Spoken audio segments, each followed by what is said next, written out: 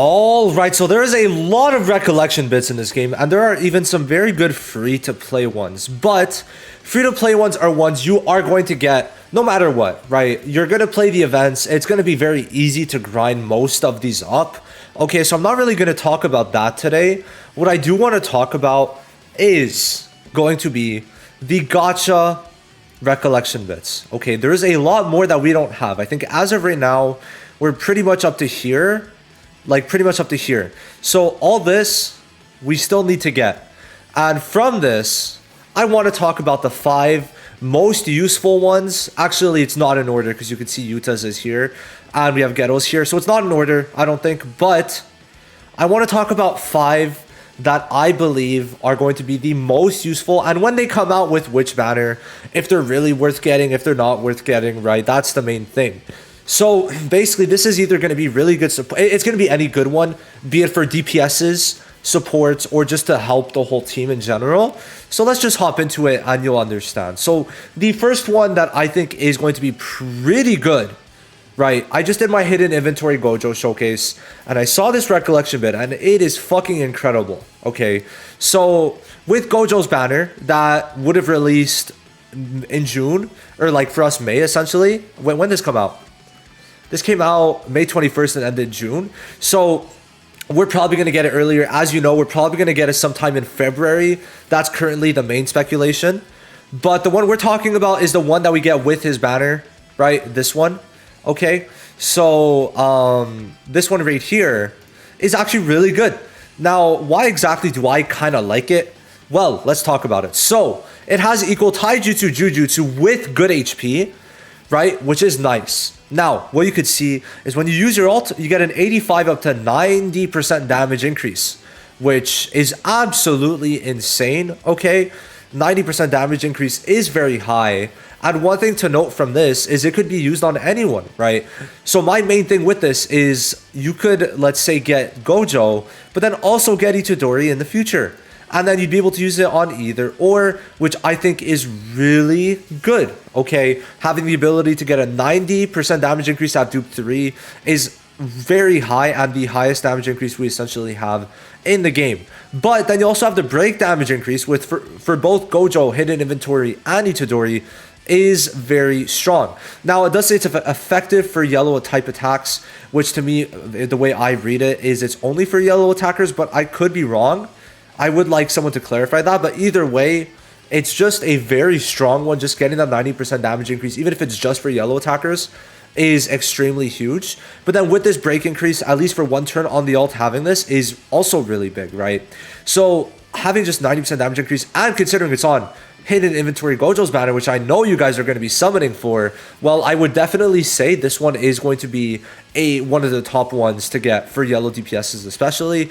Now, we have the one on Nobara's banner, and the thing is, Nobara is a bit less sought after, but she is a very good DPS still, okay? But I'm talking about the one with Nobara being the Ghetto and Jogo at the beach. But Nobara herself could be very good. It's just she is more of a paid unit in the way that you need to build a team with her. So for example, you need her, Hidden Inventory Ghetto, and then also having someone like Hollow Purple could help. So it's really a bit different.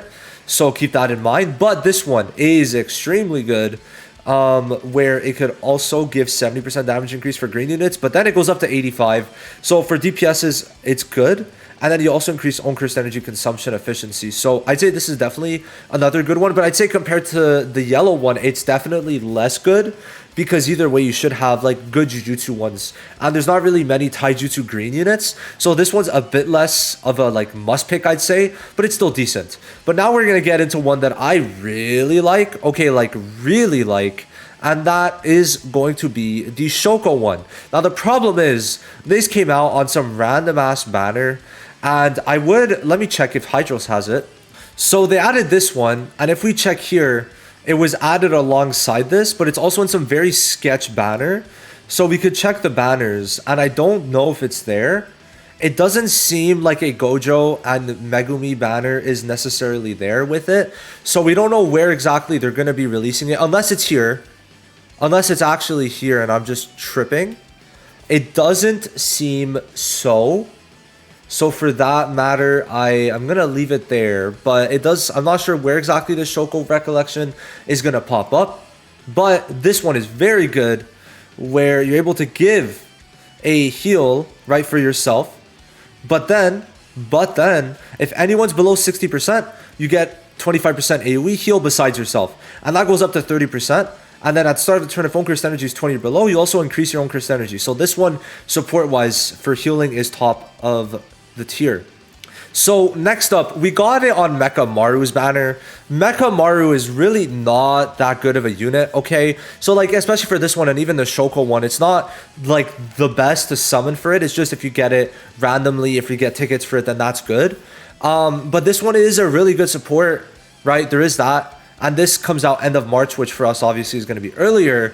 And also, this one's going to be added to standard pretty soon because Mecha Maru is in the first standard edition batch. So keep that in mind. But let's talk about what it does. So it's giving full taijutsu, okay? Doesn't really matter. Gives the HP, but then again, doesn't matter because what exactly is it doing?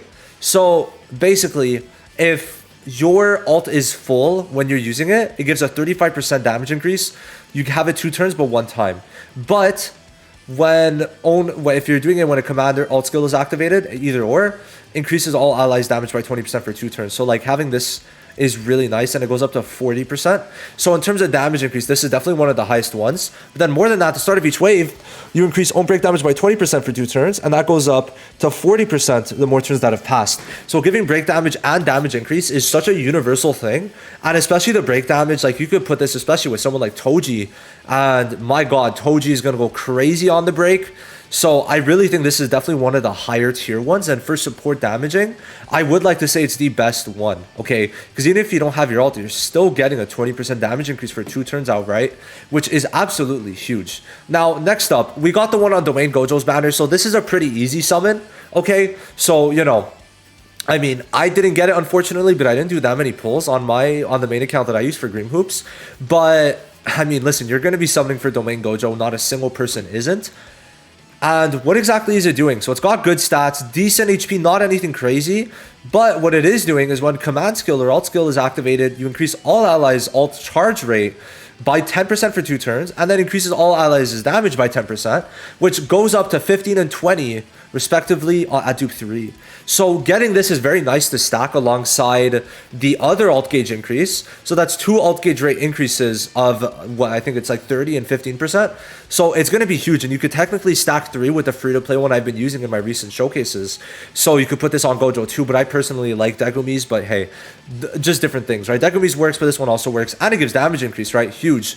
But then at the start of the battle, you also give all allies 10% extra crit rate just built in. So it's like these are really good recollection bits we're getting. Now, there is one I do want to talk about, like in terms of Shokos. I couldn't find it, so I didn't really include it, but I'm pretty sure it's in the game. It's just I haven't really used it on Global, and I didn't check.